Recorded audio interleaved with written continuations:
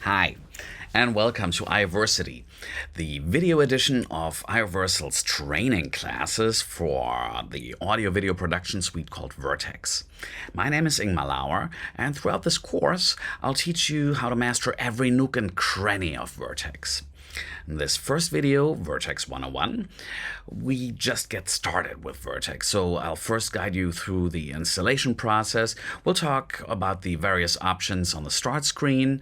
We'll create a new project from scratch, get to know the user interface a little bit, and take a look at Vertex's library, where we finally will add some content from and play it right back for the first time. All right, let's get to it, class. To download Vertex, go to rosvideo.com. From the main navigation, open Products, then Experiential, and go to the Vertex product page. Scroll down to the bottom and go to the Vertex download page, where you'll need to enter your contact information to request the free download. After the download is complete, launch the installer. Most users will probably expect an installation path to be shown here in the installer, but in this case we need to define, preferably on our fastest SSD, the default project path for Vertex. And this becomes really important at a later point when we talk about where project data is stored and how our content is distributed between multiple systems. During installation, some Windows components like C++ redistributable packages are deployed. Now, Vertex itself does not need these packages, only a third-party component that is shipped out with Vertex. So if you have another version of these .NET or C++ packages already on your system, because one of your other applications requires this particular version, it would be best to skip the MS redistributable check in the advanced install options. If you are planning on using Vertex across multiple systems, it's a good idea to enable the network installer. Keep in mind that it requires a reboot after the initial installation. The setting of the VNC admin access, as well as the opening of the HTTP server ports in the firewall, are already enabled for your convenience. And if needed, you can tick this little box over here to run the installer as an administrator. Now, if you're happy with these options, click Install. And while this is running, let me show you the location of our installation path real quick. The location of the application folder is given and cannot be changed. Now, if you have already installed a previous version of Vertex, the installer will not override the existing application folder, but create a new folder for each version update. And being able to revert to an older version may come in handy at times. For instance, working with Vertex in a network session requires all systems to run the same version of Vertex. So it's always good to keep a couple of older versions of Vertex on your drive as a fallback when encountering a version mismatch with other systems in your network. Upon completion of the installation process, we have the additional option of running the aforementioned network installer, but keep in mind that it requires a Windows reboot if this is your first Vertex installation on that system. And should you run out of storage space one day, click this button to remove all previous versions of Vertex. Let's click the Exit button and take a look at our desktop, where the installer has placed not only a shortcut to the Vertex application itself, but also to an NDI streamer as well as a transcoder for your video content. And both operate in standalone as well as from within the Vertex application. Let's take a quick look at the system tray in the taskbar, where we can click on the little Vertex icon to open the settings for the Vertex service that is running in the background, enabling Vertex to be accessed remotely. From here, we can start and stop Vertex as well as configure Vertex's auto start options. Also, we can start the NDI streamer or the VNC server. If needed, you can use the shortcut to Windows Network Adapter settings here and turn off the automatic updates of the Windows operating system. This can be a real lifesaver when you're trying to run a show or a rehearsal and don't want to be delayed by the blue screen of doom. Our help options include the locating of Vertex's log folder as well as requesting remote support via TeamViewer. Furthermore, the service can be restarted or exited altogether from here. Now that we've successfully installed Vertex, let's double-click on the Vertex icon and start the application. By the way, let me point out that Vertex is fully compatible with both Windows 10 and 11. This is the start screen of Vertex.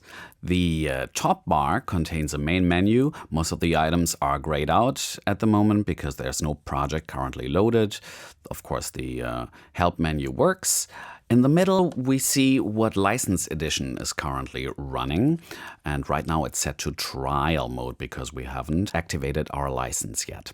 The top bar's right side displays its connection status, as well as the Windows machine name that Vertex is using, next to Vertex's internal system ID. The IP address that the system is using is always in plain sight here. And clicking on License opens the license activation menu, which is currently underlined red because we're using the unlicensed yet fully functional trial version. The last item in our top bar is the system clock. Each new start of the Vertex application presents us with a tooltip of the day and a little GIF animation in the middle of our screen. And on the right side, we have a vast list that is always expanding of various YouTube tutorials. And if you want to dig deeper into the various workflows of Vertex, feel free to check out our sample projects. Those are curated by our solution experts, offering you some keen insights under the hood for some typical use cases and also complex scenarios. They're a great starting point when exploring the manifold possibilities of Vertex. On the left side of the screen, we have the most important items of the file menu, such as creating a new project or opening an existing project. The next item allows us to open a dialog window that connects us to a master in a multi-system configuration, but I'd rather talk about that at a later point. For now, let's make sure we're using the correct default network adapter. We can set it here in this dialog window. I'm using Wi-Fi right now for this demonstration, but to be honest, in a professional environment, you should rely on a fast Ethernet connection. Under Available Systems, we find all the systems in the network environment that have Vertex installed. But as you can see, there's only one system listed here, which is my system, due to the fact that I'm the only one running Vertex in this network environment right now. All right, let's create our first new project. When we click on New Project, the Windows File Explorer opens, allowing us to check that the project path is the same we set as a default project path in the beginning of this tutorial. Let's pick a name for our project. Let's call it Vertex 101. And as soon as we confirm with Enter, Vertex initializes our project, showing us a little blue progress bar. After the initialization process, Vertex's start screen switches to the user interface, which should look familiar to you if you've ever worked with any video compositing software before. See how the items of the main menu are no longer grayed out now that a project is loaded. In the middle of the top bar, right next to the name of Vertex's license edition, you see the name of the project we've just created. Another new addition to our system status is the little word master right next to the disconnected state. And when using Vertex in standalone, the master role is automatically assumed. On the left side of the user interface, you'll find Vertex's Project Explorer consisting of two panels. On the very left is the tree view that shows us the categories of all project items currently in use. And in the right panel, we see all the project items that Vertex has initialized. If we want to refine that view, we can click, for instance, on Canvas to just show the canvases. There's no content loaded yet, but there's one control view already. Let's check back in All View. Yep, we have a surface, a canvas, a control view, a sequence, and a visualizer. And these are all automatically pre-configured when you create a new project. When clicking on any item in Vertex, like clicking System 1 now, its properties will be shown in the Inspector window on the right. I call this workflow Select to Inspect. In the center of Vertex's user interface, you find the Render Editor window, giving you a visual workspace for your video compositing, as well as a preview for your system's video outputs. On the bottom, you can edit and manage your playbacks in the playback editing window. And further down, there's a status bar monitoring system health and giving system notifications, as well as quick access to Vertex's scripting engine via the command line in the corner. The little drop-down switches between standard and advanced view of all inspector properties, as well as context menu items. And in the very right corner, we have buttons for the privacy mode, audio mute, and full screen options. Before we wrap things up in this lesson, I'd like to take a look with you at Vertex's library by clicking on the tab next to Project Explorer. The library comes with a great deal of elements that can be added to the project, such as video effects, geometry modifiers, devices like projectors or lamps, or in- and output devices such as MIDI or OSC. The next category consists of controls such as buttons, sliders, labels, pretty much everything you need to design and program your own user interface in Vertex's control view.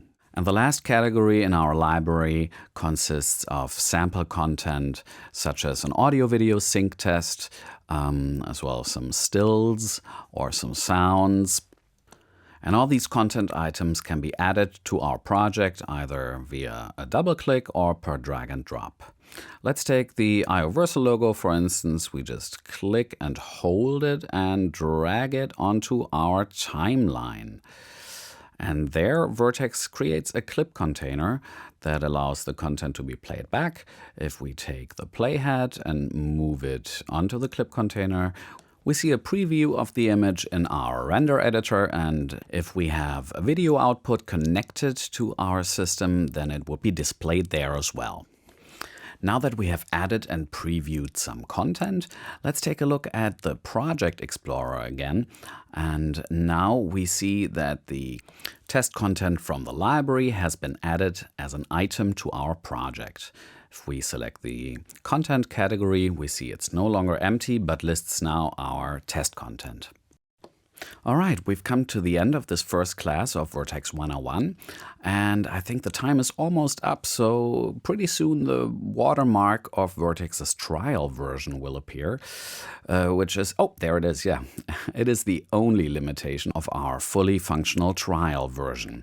In the next installment of iVersity, I'll show you how to get rid of this watermark by licensing your Vertex product. Until then, thanks for your attention. Class dismissed.